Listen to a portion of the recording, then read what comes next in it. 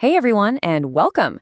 Today, we're jumping into something that's basically a blueprint for action, a framework for living with purpose, and it all comes from chapter 17 of the Bhagavad Gita. We're going to explore how this ancient text gives us a way to understand not just what we do, but the real motivation, the why behind our actions. So let's dive right in. The whole chapter kicks off with this one single, really powerful question from the warrior Arjuna. And he's wrestling with this classic dilemma, something I think a lot of us can relate to. What happens when your genuine, heartfelt faith clashes with the established rules? The official way of doing things. Are your actions still good? Are they still valid? So, here's our game plan for this explainer. We're going to follow Krishna's answers step by step, from Arjuna's big question to the three kinds of faith, how they pop up in our daily lives, and then the final word on what really truly matters. Okay, so let's set the stage with Arjuna's crucial question, faith versus scripture. The heart of the conflict here is this classic tug-of-war between personal faith and formal tradition. I mean, think about it. So many people have this sincere belief, they follow customs they've grown up with, but they might not know every single rule in the book. So Arjuna is basically asking, do their actions count, or are they getting it wrong? Now let's get to Krishna's answer, the three natures of faith, because he's answering with a whole framework. And what's so cool is that he doesn't just give a simple yes or no. Instead, he lays out this incredible system for understanding what drives us as human beings. It's a totally fresh perspective on our own nature. So first things first, Krishna defines Shraddha, or faith. And right away, he makes it clear this isn't just some casual belief.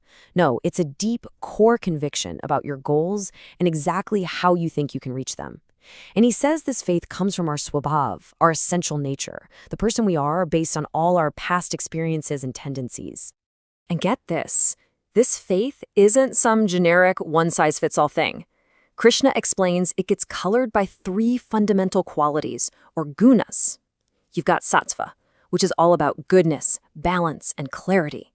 Then there's rajas, which is that fiery energy, passion, drive, ambition.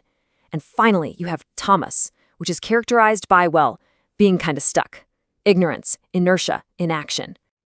And this all leads to this huge idea from Krishna. He says our faith isn't just something we have, it's who we are. In other words, you don't just possess faith. In a very real sense, you are your faith. The quality of that core conviction, whether it's sattvic, rajasic, or tamasic, literally shapes your entire identity. All right, so how do your choices reveal you? Let's talk about food, sacrifice, and charity. This is where Krishna just brings it all down to earth. He takes these big, abstract ideas and shows us how our dominant quality, our inner nature, shows up in the simplest, most everyday choices we make. Okay, look at this. This chart just lays it all out so clearly. A person with a sattvic nature, they're going to gravitate towards foods that are wholesome, juicy, and healthy. A rajasic person, on the other hand, craves intense flavors, super spicy, sour, salty things. And a tamasic person might not care at all, preferring food that's stale or leftover. In this pattern, it's not just about food. It extends to everything. How we perform acts of service, how we give to others. Our choices are basically a mirror reflecting what's going on inside. Next up, Krishna applies this same three-part framework to tapas, which we often translate as austerity. The three types are for the body, speech, and mind. But as we're about to see, it's really about a much more holistic kind of self-discipline. And again, this isn't about being harsh on yourself or, self-punishment. Not at all. True tapas is this amazing three-part discipline of our entire being. For our bodies, it's about things like purity and gentleness. For our speech, it's about being truthful, but also kind and helpful.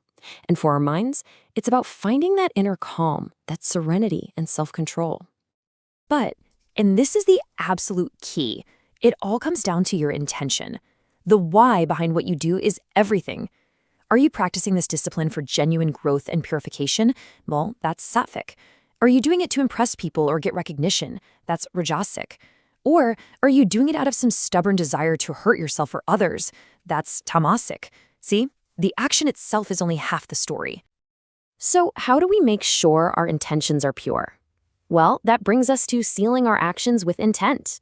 Using the sacred phrase Om Tat Sat, Krishna introduces this powerful three-part mantra as a tool, a way to spiritualize our actions and connect them to a much deeper reality.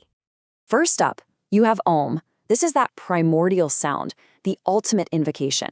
When you start any action with it, you're essentially plugging your everyday activity into this universal, divine source of energy. It sets the stage. Then comes Tat, which literally means that.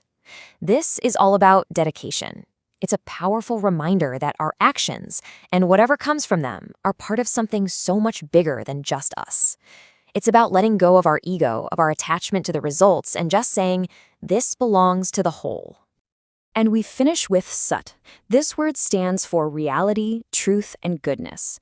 Think of it like the final stamp of approval. It affirms that what you're doing is grounded, it's real, it's positive, and it's auspicious. It seals the deal with goodness. All right, let's bring it all home with the final verdict on faith. We're finally ready for the ultimate answer to that question Arjuna asked way back at the beginning, that tension between pure faith and following the rules. And here it is, the mic drop moment. Krishna says that anything, any sacrifice, any charity, any discipline, if it's done without faith, is asat. That means unreal. It's meaningless. It has absolutely no value, not in this life and not in the next. Sincere faith is the one essential ingredient. So, at the end of the day, what's the real measure of an action? It's not about checking off boxes in a rule book. It's about the quality of your inner state, your shraddha. An action done with pure, sattvic faith, even if it doesn't perfectly follow every single rule, is infinitely more valuable than some grand ritual that's just performed mechanically with no real belief behind it. And that really leaves us with a big question to chew on, doesn't it? If our choices, everything from the food we eat to the way we give to others, are just a reflection of our inner world, then what are our actions saying about us? What is the quality of your faith?